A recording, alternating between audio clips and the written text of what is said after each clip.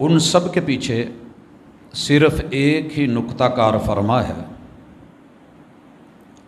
جتنے انبیاء اور رسل کو بھیجا ہے، جتنی کتابیں اور صحیفے اتارے ہیں، جتنے اولو العزم پیمبر بھیجے ہیں، جتنے ان کے اصحاب اور ان کی آل اس دنیا میں اللہ نے متعارف کروائی ہے، جتنے نیک اتقیاء اصفیاء اولیاء گزرے ہیں، میں نے سب کو صرف ایک نقطے کے اوپر جیتے اور ایک ہی نقطے پہ مرتے دیکھا ہے، اور وہ نقطہ توحید ہے۔ اللہ تعالیٰ نے اپنے ذاتی نام کے اندر نقطے کو بھی گوارا نہیں کیا، تاکہ کل کو کوئی یہ نہ کہے کہ رب کے نام میں نقطے کے اندر بھی ایک نقطہ ہے۔ کوئی حاشیہ نشینی کرنے بیٹھ جائے، کوئی نقطہ چینی کرنے بیٹھ جائے۔ اللہ نے اپنی بے شمار صفتیں رکھی ہیں، اور وہ صفات بندوں کو اللہ نے ہدیۃً تحفۃً عطا بھی فرمائی ہے، لیکن اس کا یہ مطلب نہیں ہے کہ وہ اس صفت کے مالک بن گئے ہوں۔ کوئی آپ کو کسی فیکٹری میں باس جاب دے دیتا ہے، اور آپ وہاں کچھ نہ کچھ کرتے بھی ہیں، لیکن اس کا معنی یہ نہیں ہے کہ آپ مل آنر بن گئے ہیں، فیکٹری کے مالک بن گئے ہیں، آپ آل ان آل ہیں۔ اس کے اختیار میں ہے کب آپ کو فارغ کر دے، کب آپ کو سائیڈ پہ کر دے۔ اللہ اس کائنات کا اکیلا مالک ہے، نہ اس نے اپنی ذات میں نقطہ آنے دیا ہے، اور نہ توحید کے معاملے میں قل هو اللہ احد، احد کے اندر کوئی نقطہ آنے دیا ہے۔ اگر یہ نقطہ آپ سمجھ جاتے ہیں، آپ دنیا کی نظروں میں بے شک سفید ان پڑھ ہیں، کوئی ڈگری نہیں، مالک کی نظروں میں آپ موحد ہیں، اس ایک نقطے کی وجہ سے کائنات کے سارے جرم اور گناہ ایک پلڑے میں ڈال دیے جائیں، اور مخلص ہو کے توحید کو اپنا لیا جائے، کل کائنات دشمن بن جائے، ایک بھی شخص آپ کے ساتھ ایمان پہ نہ ہو، تو اللہ تعالیٰ اکیلے ابراہیم علیہ السلام کو بھی امت کہہ دیتے ہیں، باقی سب کو فارغ۔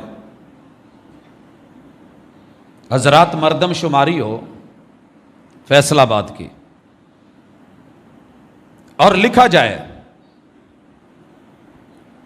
کہ یہاں مردوں کی تعداد گننی ہے، مردوں کی تعداد، اور مرد کی پہچان صرف یہ ہے کہ جو دیوس نہ ہو، دیوس نہ ہو۔ صحیح البخاری کی وہ حدیث آپ کے ذہن میں ہوگی، رسول اللہ صلی اللہ علیہ وسلم نے کثرت کے ساتھ ایک دعا مانگی تھی، اور وہ دعا یہ تھی، وہی اللہم انی اعوذ بک من الہم والحزن، وہ والی دعا جس میں 8 چیزوں سے پناہ مانگی۔ ان میں سے ایک جملہ یہ بھی ہے، وغلبۃ الدین وقہر الرجال، اللہ مجھے مقروض کر کے نہ مارنا، اور ایسے دور میں مجھے وہ دن نہ دکھانا کہ جب مردوں کا کال پڑ جائے، مرد نہ نظر آئیں۔ آپ کو پتہ ہے آبادی تو ہر روز بڑھ رہی ہے، مرد وافر نظر آ رہے ہیں، لیکن وہ مرد کہ جس مقصد کے لیے رب نے اس کو قوام بنایا تھا، وہ قوام نہیں دکھ رہا ہے، جس کی وجہ سے اس کے رشتے میں 60 عورتوں کی عزت، ان کا لین دین معاملات، ان کے چولہے، انہیں کسی اور کے در پہ نہیں جانا پڑتا، یہ قوام ہوتا ہے، یہ نہیں ملے گا۔ اور اگر یہ شرط رکھ دی جائے کہ صرف اسی کو مرد لکھا جائے جس میں یہ خوبی ہو، تو یہ لاکھوں کا شہر کتنے مرد دے گا؟ جب رب نے گنتی میں مردم شماری میں اصول ہی ایک رکھا ہے کہ بندہ ہے ہی وہ جو موحد ہے، اللہ نے کہیں کوئی مسلک پروان نہیں چڑھایا، ملت کو پروان چڑھایا ہے، اور ملت قوم کو کہتے ہیں۔ اپنی ملت پر قیاس اقوام مغرب سے نہ کر کہ خاص ہے ترکیب میں قوم رسول ہاشمی صلی اللہ علیہ وسلم، اور میرے محبوب کو میرے لیے آپ کے لیے اسوہ بنایا، لقد کان لکم فی رسول اللہ اسوۃ حسنہ۔ لیکن پیمبر کے لیے اسوہ کن کو ٹھہرایا؟ ابراہیم علیہ السلام کو، جن کے نام کی آج قربانیاں چلتی ہیں، جن کی سنت قرار۔ مگر ابراہیم علیہ السلام کی قربانی تو عبادت تھی، عادت نہیں تھی۔ آپ کی میری قربانیاں عادت بن گئی ہیں، عبادت کے زمرے سے نکلتی جا رہی ہیں دن بدن، دن بدن۔ ایک ہی ذوق بڑھ رہا ہے کہ دنیا دیکھ کے کہے بلے بلے، اش اش کر اٹھے، کیا بات ہے۔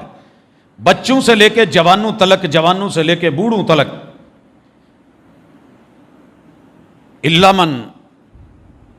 الا من، یہی کہہ سکتے ہیں، ہاں ہاں صرف وہ۔ کون؟ رحم ربی، جس پہ رب نے رحم کیا ہو کہ وہ ریا سے، دکھاوے سے، نمود سے، نمائش سے بچاؤ۔ بندہ نہ بھی کرنا چاہے تو ہو جاتا ہے، اور ہر انسان دوسرے کے جانور کو دیکھ کے یہ سمجھے اچھا گلی چیدہ تگڑا ہے، میرا ماڑا ہے۔ تیرے رب نے نہ تگڑا دیکھا ہے نہ ماڑا دیکھا ہے۔ اگر یہ ہوتا تو وہ جانور بنا ہی ایک سائز کے دیتا، سب برابر کرو، لیکن نہیں، اسے عادت نہیں عبادت بنانا تھا۔ میں اس طرف آتا ہوں، لیکن پہلے ذرا ہم اپنا تھوڑا سا ماضی کلیئر کر لیں کہ ہم کہاں کہاں عادتوں میں کھو گئے ہیں۔ یاد رہے، ہمارا سونا عادت ہے، عبادت نہیں بنا سکے ہم۔ سونا یہ چارجنگ ہے انسان کی۔ میرے محبوب اسے بھی عبادت بنا کے سوتے تھے۔ کیسے؟ عشاء پڑھی ہے، اگلی نماز کی فکر لگ گئی ہے کہ فجر کے لیے، تہجد کے لیے اٹھنا ہے، اور خود فرمایا وانتظار الصلاۃ بعد الصلاۃ، ایک نماز پڑھ کے اگلی نماز کی فکر لے کے دکان پہ بیٹھ جا، عبادت۔ سفر پہ نکل جا، عبادت۔ کاروبار میں گم ہو جا، عبادت۔ فیکٹری، اپنے پلازے، مارکیٹ، منڈی میں چلا جا، عبادت۔ کام اپنے کرتا رہے، صرف ایک ٹینشن ہو کہ میں نے یہ کام کرنا ہے تھوڑی دیر تلک، ریمائنڈر ہے اندر۔ آپ کا یہ جاگنا بھی عبادت کر دیا جائے گا۔ عشاء کے بعد سونا، آنکھ نہ بھی کھلے تو فرشتے لکھتے رہیں، سویا ہے تو نیند عبادت بنا دی جائے۔ آنکھ کھلے، آنکھ کھلنا بھی ہماری عادت ہے۔ کھل گئی ہے جی، ہوں لگ دی نہیں۔ اور میرے محبوب کی جب بھی آنکھ کھلی ہے، جب بھی آنکھ کھلی ہے، ان فی خلق السماوات والارض واختلاف اللیل والنہار، آپ کی زبان پہ جاری ہے عبادت۔ بندہ ہوں اللہ کا، اللہ یہ زمینیں بھی تیری، یہ آسمان بھی تیرے، ان کی تخلیق بھی تیری، ٹیکنالوجی بھی تیری، یہ رات اور دن کا آنا جانا بھی یہ تیرے انڈر اور کنٹرول میں۔ پتہ نہیں کہاں کہاں کون کون سا پل ہے جو میرے محبوب نے عبادت نہیں کر دیا، مگر امت عادتاً جاگ گئی ہے کہ سو سو کے تھک گئے۔ عادت ہے کاروبار پہ جانا ہے، ہم نے عادت کے جو سرکل بنائے ہیں وہ میرے خیال میں موٹے موٹے ہر بندے کے 3 ہیں۔ اپنی فیملی، اپنی فیملی، اس کے ارد گرد بندہ گھومتا ہے، اس کو جو جو ضرورتیں ہیں، دکان پہ چلے جاؤ، مال میں چلے جاؤ، کسی پارک تک چلے جاؤ، یہ فیملی کا سرکل ہے۔ دوسرا میری جاب کا سرکل، میں نے کام پہ جانا ہے، میری دکان ہے، میرا دفتر ہے، میرا آفس ہے، میں وہاں کے چکر کاٹتا رہتا ہوں۔ اور تیسرا میرا سرکل اللہ کے گھر سے ہے، اگر جڑ گیا ہے، فجر پڑھ لیے، زور پڑھ لیے، بس ٹھیک ہے، گئے ہیں، آئے ہیں۔ نہیں، میرے اور آپ کے پیغمبر علیہ الصلاۃ والسلام نے اپنے 24 گھنٹوں میں سے ایک ایک پل کو عبادت بنایا ہے، عادت نہیں۔ یارو سوچو، واش روم جانا بندے کی مجبوری ہے، واش روم جانا مجبوری